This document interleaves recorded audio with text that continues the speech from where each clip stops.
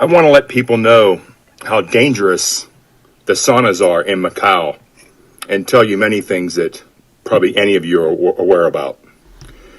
I first went to the saunas in Macau in 2009 when I had a few friends that kept telling me how amazing Macau was and how the saunas have all these young girls that are like 20, 22 years old. They're all very grateful that they're able to make money to send back to their family and everything like that. So after about 6 months of them telling me to go, I'm like, okay, I'll go. I didn't want to go on a plane ride that long, to be honest. But I finally went, and I ended up meeting a girl at the sauna, and I fell for her.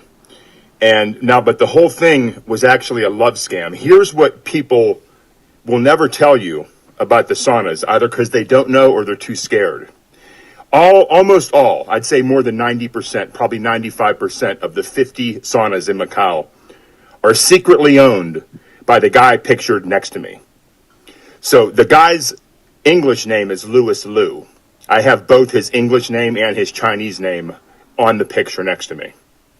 This guy, now saunas are legal in Macau. Prostitution's legal in Macau. So why would this guy secretly own these saunas?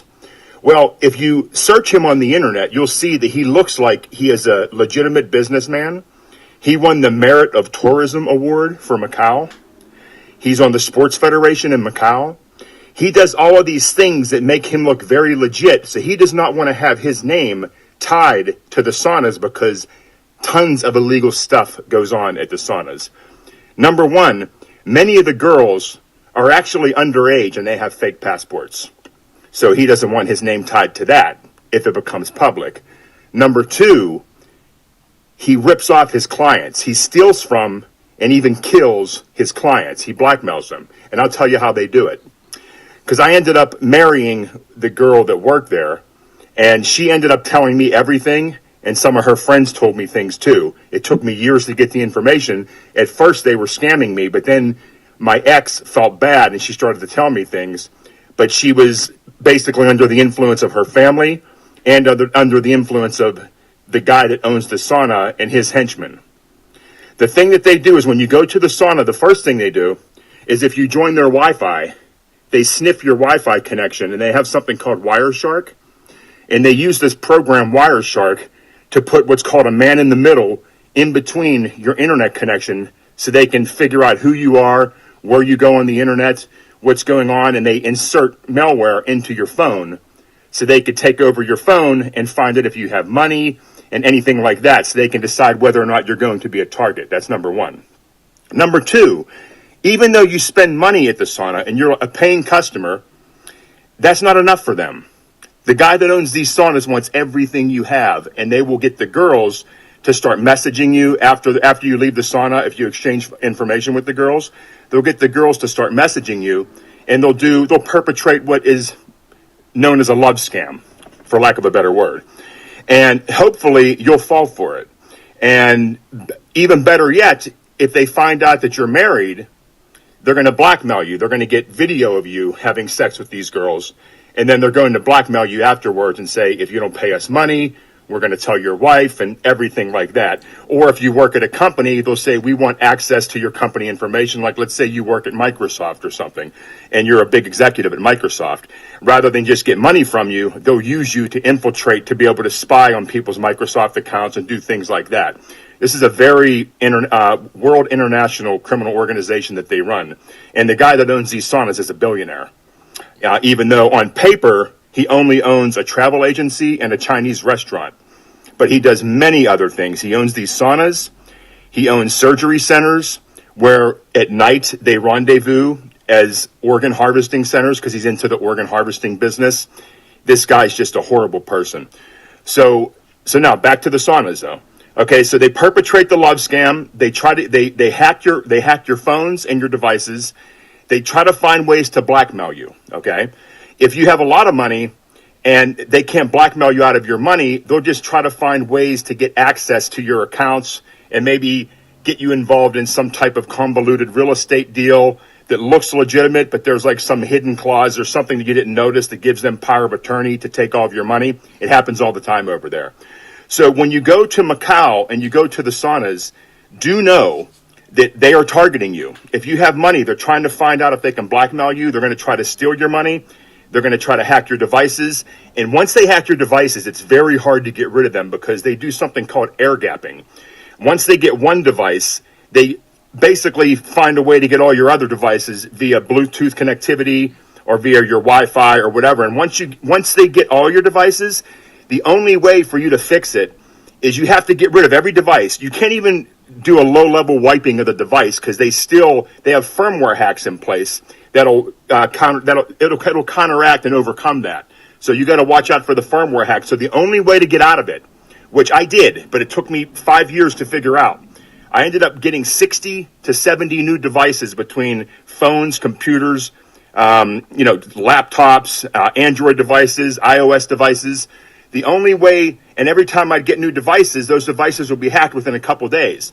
You have to change your nickname on Apple ID or your Google ID. You have to get a new one. And you have to get rid of every single device, including your router, especially your router and your home internet connection. Once you get rid of everything and start out fresh, then you have a chance, okay?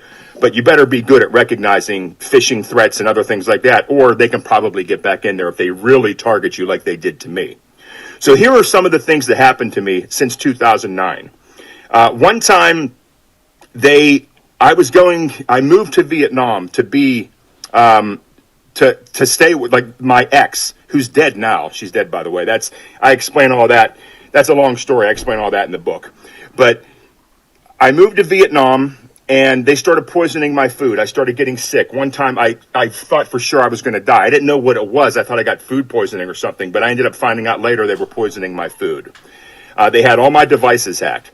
They were trying to, my ex and I had like an open relationship with her. And I told her, I said, hey, I love you, but once in a while, if my friends are in town or something, I might want to go to Macau and go to the saunas or whatever. So I'm not going to fall in love with anybody, but hey, is that okay? And she agreed to that, like right in the beginning. And it seemed like it didn't bother her. But they tried to get me to talk, like they'd have people contacting me on these different websites that were underage. And I, as soon as I found out their age, I said, no way. I said, you're 17? I said, that's illegal. I can't. So they try to get you hooked up with people that are underage so they can blackmail you. Another thing they tried to do when I was on an airplane from Hong Kong to Ho Chi Minh in 2011, they had a clone of my phone. They had me so hacked they were able to clone my phone. And on that clone, they put pictures of child porn. And they were trying to get me to admit that the phone was mine whenever I got to the Ho Chi Minh City airport. But I knew something was happening because one of her friends told me that I was going to have a problem in the next day or two. So I'm thinking, why did the other friend have me bring this second phone that looks like my phone? I couldn't power it on, though. The battery was dead. So why did they have me bring this phone? I ended up finding out later it was a clone of my phone. They were going to get me to admit it was my phone because when I turn on the phone, once they powered it on and got some juice in the battery, once I turned the phone on, I would have seen the same background. I would have seen the same contacts, and they would have had my other phone that looked the same to the side, and they would have got me to admit, looking, yes, that's my phone. And then there was a hidden compartment or a hidden program somewhere where there were a bunch of child porn pictures, and I would have been in jail. Done, okay? But I wouldn't, I kept telling the cop, I said, that's not my phone, and I'm not taking it with me. Something is weird with it. And eventually the cop gave up. Now, the police were in on it, too. Whenever I went from Hong Kong to Ho Chi Minh, they had people on the plane that were sitting next to me, and the guy said, so what are you doing visiting the girls in Macau? And I said to the guy, I said, wow. I said, how do you know I was in Macau? I'm flying out of Hong Kong. And then he smirked. And I said, how much will it cost to let one girl go? Because I already knew that I was a target at that point. And he said, $1,500 US. And so I said, okay. So I ended up getting up and going into the bathroom because I thought for sure they had to have planted drugs on my suitcase. So I go into the bathroom. I'm like looking feverishly through my suitcase, and I couldn't find any drugs. But then all of a sudden there's somebody banging on the bathroom, and it was a flight attendant saying, sir, somebody said you took your suitcase in there. I'm like, yeah, I'll be out in a minute. And they kept banging on the door. So I eventually went out and I looked at the guy and I said, listen, I said, I know this sounds crazy. I said, but I was in there in the bathroom looking for drugs because the guy sitting next to me told me this, and I know he's involved with these people. Anyway, to make a long story short, the flight attendant believed me. And the flight attendant said, okay, don't go sit down next to him, because the guy didn't even have a ticketed seat next to me, which I knew because I bought the 2 seats next to me, and her friends that were supposed to come with me back to Vietnam said they couldn't come because they were in a fight. And then all of a sudden, this stranger is sitting in the seat next to me. So the whole thing was planned, okay? So they tried to get me arrested there, but I wouldn't admit that the phone was mine. And also the pilot wouldn't press charges. Now, because I supposedly caused a disturbance on the aircraft, right?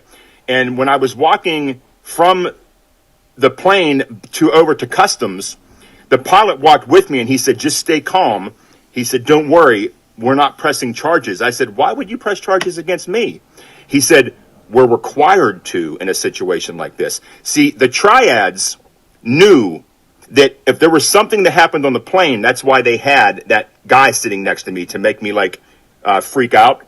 If something happens on the plane that's a disturbance, they have to call the police and they have to press charges. But the pilot said, I refuse to press charges against you because I believe you. Okay, so I escaped that, barely. Then things really got bad because I had about $500,000 in U.S. in my house in Vietnam in a safe. I had it in Chinese RMB.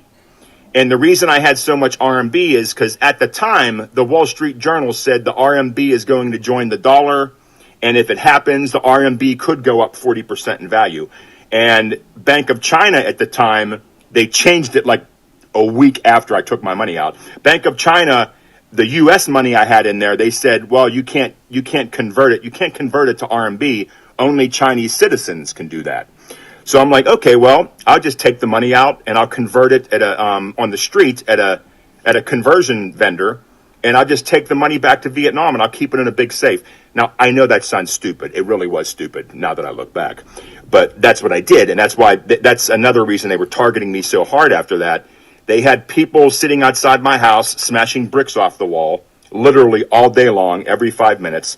Anywhere I went, I got followed. I had to smuggle the money to Singapore, and I barely got out of Vietnam with the money. I had a suitcase full of Chinese RMB that weighed like 150 pounds. And the cops followed me to the gate, and the guy said, you got to come have coffee with us. So I went and sat down with them, and I was able to bribe them to let me go through. Now, why did I have to smuggle my money out of Vietnam when it was my money, if it was like legitimate money? Well, when I brought the money from Macau into Vietnam, I had to claim it. And as long as you claim money, whenever you leave Vietnam, if you have your claim ticket, you can get the money back out without paying a tax. But my ex and her friend, both of which worked at the sauna when I met them, they one day I was in my home office in Vietnam and they said, oh, we want to clean your office. I'm like, oh, that's nice. So they're going through every inch of my office, wiping every piece of dust, doing everything. And I thought they were just being sweet.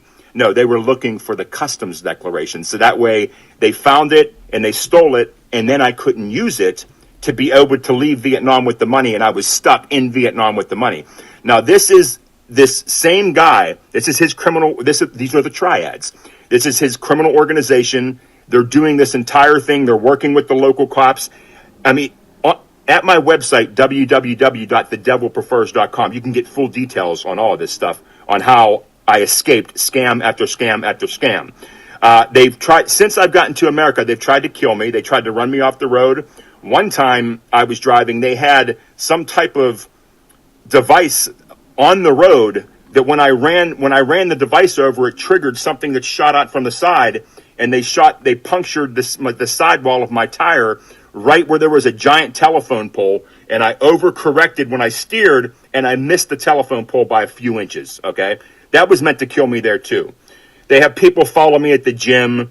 They're always just trying to do something new, but once these parasites latch onto you, they will stop at nothing to get your money, okay? They haven't got my money, but it's been really tough because they had my devices hacked, and it was very hard for me to make money because they were blocking text messaging and phone calls and everything. They were somehow sabotaging it so I couldn't make connections in business. And it's still going on to this day. I'm still fighting them, but I've gotten very good at fighting them. So with the technology, I'm a little bit better, and they have a hard time of getting around it. So the thing that I'm trying to make sure that you understand is, if you know anybody that goes to Macau, you need to warn them about these saunas and who owns these saunas and what they do at these saunas. These are evil people. They are criminals at the highest order. They will try to steal everything you have. They will try to kill you, and they will blackmail you, and they will usually do it so you don't even know that they did it. They'll try to make you think that it was one of those girls that you're with that did it, but no, it was them behind the scene. And my ex, before she died, told me that they get the girls that help work these scams, they get 20%. They get 20% of the take, okay? So if they steal $200,000 from you, they get $40,000. And the triads keep the rest, and then the police get some. But whatever it is, if you go to Asia and you go to these saunas, the person that's smiling at you, that girl is owned, okay? She's not some independent person that's just trying to make money for her family. She is owned. She is trafficked. And she will do what these horrible masters tell her to do. Or she could be killed, or she can be sold as a sex slave and sent off to Mongolia or whatever. I've heard all kinds of stories about what happens to these girls when I don't listen. So be careful in Macau and spread the word about who you're dealing with when you go there.